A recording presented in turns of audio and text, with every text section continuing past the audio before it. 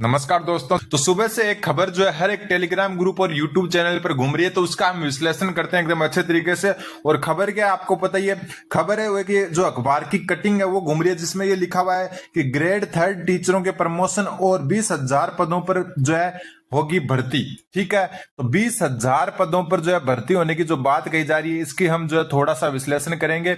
इसके अलावा एक बात और, इसी अखबार की कटिंग में सबसे नीचे देखो, मैं थोड़ा जूम करके दिखा देता हूं कि अगले 2 साल में राजस्थान में टीचर्स की वैकेंसी नाक के बराबर करने की तैयारी। ठीक है, अगले 2 साल में राजस्थान में टीचर की वैकेंसी नाक के बराबर करने की तैयारी। तो ये दो खबर आज अपने जो मुख्य रूप से हम कवर करेंगे। एक तो ये 20,000 पदों पर जो आपकी देखो ग्रेड 3 टीचरों के प्रमोशन और 20,000 पदों पर भर्ती होगी। तो एक तो ये 20,000 पदों की भर्ती, और दूसरा है कि 2 साल जो है नो भर्ती, कोई भी प्रकार की जो है भर्ती नहीं होगी। इसके बारे में हम थोड़ा सा विश्लेषण करते हैं, क्योंकि सुबह से हर एक टेलीग्राम ग्रुप और जो है हर एक जो है ट्विटर पर और हम कह सकते हैं यूट्यूब चैनल पर यही घूम रहा है।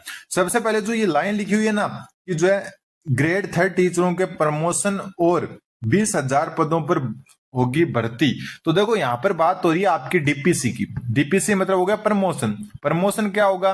प्रमोशन होगा अगर कोई 3rd ग्रेड का जो टीचर है वो अगर उस रेंज में आ रहा है या फिर उस क्राइटेरिया में आ रहा है, तो उसको 2nd ग्रेड का टीचर बनाया जाता है। ये तो सब जानते होंगे, प्रमोशन यही चीज होती है। ठीक है, इससे क्या होगा, लगभग 20,000 पदों पर जो है ये जो है प्रमोशन होना है। कितने पदों पर? 20,000 पदों पर ये प्रमोशन होना है। और जब ये प्रमोशन हो जाएंगे तो यहाँ पर 20,000 पद क्या हो जाएंगे? खाली हो जाएंगे। 20,000 पद क्या हो जाएंगे? खाली हो जाएंगे। किसके खाली होंगे? जो आपके 3rd ग्रेड टीचर्स के। किसके? 3rd ग्रेड के। और इसमें ज्यादातर तादाद किसकी होगी? लेवल 2 की होगी। ठीक है, ज्यादा क्या किसके होंगे? लेवल 2 के होंगे। तो कुल मिला के बात यही है कि जो डीपीसी हो जाएगी आपकी 3rd ग्रेड से 2nd ग्रेड, उसके बाद में जो है 20,000 पद जो है वो क्या हो जाएंगे? आपके खाली हो जाएंगे। और उन पर फिर क्या की जा सकती है? सीधी भर्ती की जा सकती है। बात ये कहनी चाह रहा है यार। ठीक है, यहां पर ये नहीं है कि 20,000 पदों पर जो वर्तमान जनवरी में प्रस्तावित जो भर्ती है उसके बारे में किसी भी प्रकार का जिक्र नहीं है। जो आपकी जनवरी में प्रस्तावित भर्ती है इसका जिक्र नहीं किया गया यहाँ पर। इस भर्ती के लिए जो है मैं अलग से बता दूं कि 10,000 पदों पर वित्तीय स्वीकृति मिल चुकी है। पदों पर वित्तीय स्वीकृति मिली हुई है। वित्तीय स्वीकृति मिली हुई है इस पर। ठीक है, प्लस में जो है 2700 पद आपके संस्कृत शिक्षा विभाग पर जो है स्वीकृति मिली हुई है। संस्कृत शिक्षा विभाग। ठीक है, ये हो गए। अब जो है इसमें एक चांस और बनता है, वो बनता है 5,000 पद बढ़ने के चांस बन रहे हैं। 5,000 पद बढ़ने के चांस बन रहे हैं। बढ़ने के चांस बन सकते हैं, उम्मीद है, बढ़ने की उम्मीद भी कह सकते हो। ठीक है, तो यहां पर टोटल हो जाएंगे आपके लगभग 17,700 के आसपास पद हो सकते हैं संस्कृत शिक्षा विभाग और सामान्य को मिलाकर। तो ये जनवरी वाली भर्ती जो है ये अलग चीज है। और यहाँ पर ये 20,000 पदों पर होगी भर्ती। ये कहना चाह रहा है कि डीपीसी के बाद में 20,000 पद खाली होंगे, ज्यादातर जो है लेवल 2 के होंगे इसमें। तो ये जो है बाद में भर्ती इस पर की जा सकती है। तो ये आपके दिमाग में क्लियर हो जाना चाहिए। जनवरी वाली भर्ती की स्थिति वर्तमान में क्या? 10,000 पदों पर स्वीकृति मिली हुई है। 2700 संस्कृत शिक्षा विभाग पर स्वीकृति मिली हुई है। 5,000 पद लगभग बढ़ने की उम्मीद है और ये लगभग 99.9% बढ़ जाएंगे। तो टोटल ये 17,700 पदों पर ये अलग भर्ती है। और ये 20,000 जो है डीपीसी के बाद में जो है खाली होंगे, उन पदों का जिक्र हो रहा है। ठीक है, ये आपके दिमाग में आपको क्लियर कर लेना चाहिए। अब यहां पर एक अगली लाइन है कि अगले 2 साल तक जो है राजस्थान में वैकेंसी नाक के बराबर करने की तैयारी। तो ये जो है बात हो रही है स्टाफिंग पैटर्न की। किसकी हो रही है? Staffing pattern. ये क्या होता है, थोड़ी सी इसको जान ले। स्टाफिंग पैटर्न होता है कि जो है 2014 में हुआ था लास्ट बार। ये जो 2014 में क्या हुआ था? लास्ट बार हुआ था।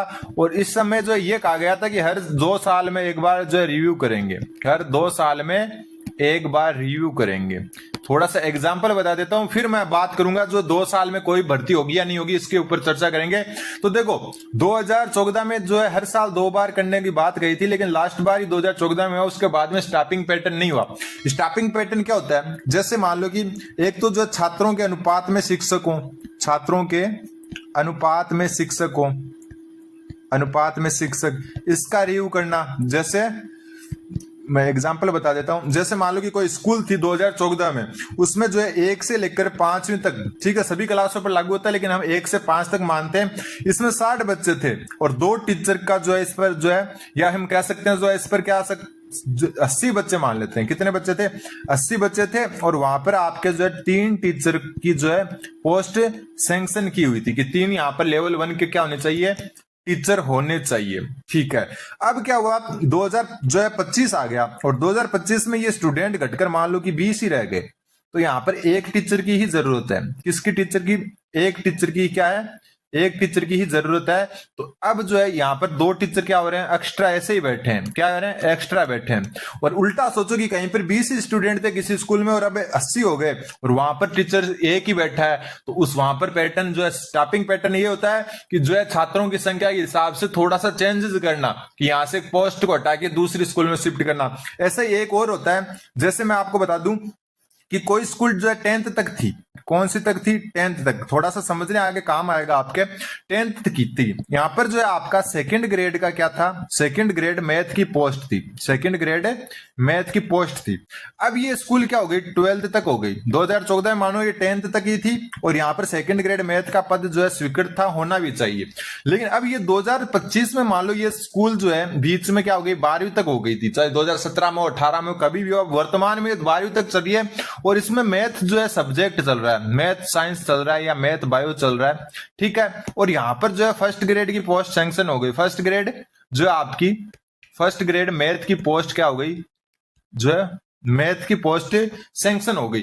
तो अब रूल क्या कहता है कि जहां पर 1st ग्रेड मैथ की पोस्ट होना, वहां पर 2nd ग्रेड की पोस्ट नहीं हो सकती मैथ की, वहां पर होनी चाहिए 3rd ग्रेड मैथ साइंस की post 3rd grade math science की पोस्ट होनी चाहिए। लेकिन क्या हुआ, 2014 में जो स्टाफिंग पैटर्न लागू हुआ उसमें 2nd ग्रेड थी यहाँ पर और ये 1st ग्रेड बाद में आ गई यहाँ पर, क्योंकि जो है मान लो कि 2017 में संकाय स्वीकृत हो गया और यहाँ मैथ की पोस्ट आ गई। लेकिन ये 2nd ग्रेड वाली को हटाया ही नहीं इन्होंने और जो है 3rd ग्रेड जोड़ा नहीं, तो ये 2 पोस्ट यहाँ पर है, जबकि होनी कौन सी चाहिए? 3rd ग्रेड और 1st ग्रेड। तो ये होता है स्टाफिंग पैटर्न। तो ये स्टाफिंग पैटर्न करेंगे, उससे क्या होगा? स्टाफिंग पैटर्न से क्या होगा, थोड़े से टीचर्स की पोस्ट मान लो कि किसी में 3 स्वीकृत है, वहां पर 2 हो जाएंगे। किसी में 2nd ग्रेड की 6 पोस्ट स्वीकृत है, वहां पर 2 करके 3 जो है आपकी लेवल 2 की कर देंगे। तो ऐसे स्टाफिंग पैटर्न होता है, जिसको हो सकता है इस नहीं तो अगले सेशन तक पूरा कर लिया जाए। तो वहां से फिर अगर 2 साल की बात करें तो अभी कौन सा चल रहा है? 2025 और 2 साल तो वैसे ही आप मान के चलो 2027 में जो चुनावी साल आएगा, क्योंकि 2028 में जो है चुनाव है, तो 2027-28 में जो चुनावी साल होगा वहां पर आपको बम्पर भर्तियां वैसे ही देखने को मिलने वाली है, बम्पर भर्तियां। ठीक है, बीच का ये 2 साल का तो वैसे सुनापन वैसे ही रहने वाला था, क्योंकि 26 में जो है जनवरी में ये एग्जाम हो जाएगा, फिर 27 लास्ट तक मजे करो आप। 28 में फिर वापस जो है भर्तियां देखने को मिलेगी, बड़ी भर्तियां। अभी तो मान लो 2-2 हजार पोस्ट पर आ रही है ना, फिर 2 पर नहीं आएगी, फिर 9 पर आएगी, भले स्कूल में जगह हो या नहीं हो। क्यों? क्योंकि फिर चुनावी भर्तियां आएंगी। तो इसलिए आपको जो है अच्छे से तैयारी करनी है। तो ये 2 साल तक कोई भर्तियां नहीं होगी, वैसे ही जो है इनको दिमाग में नहीं लेना है। और ये कि 20,000 पद वालों को बाद की बात है, ये जो आगे भर्तियां होंगी ना उसमें काउंट होंगे। फिलहाल वाली भर्ती की मैं स्थिति बता चुका। तो ये पूरा लेखा जोखा है। उम्मीद है आपको समझ में आएगा। चैनल को सब्सक्राइब करें। धन्यवाद।